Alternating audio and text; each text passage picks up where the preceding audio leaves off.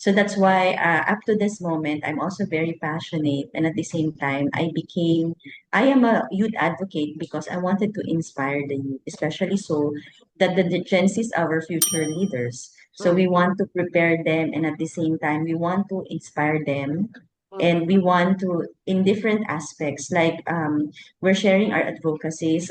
On my side, I'm an advocate of women empowerment, gender equality, at the same time climate action, of course youth empowerment, and as a women leader myself is I wanted to inspire a lot of young girls to pursue their dreams and to pursue a lot of opportunities that's really available for them and to fight for something that they really like.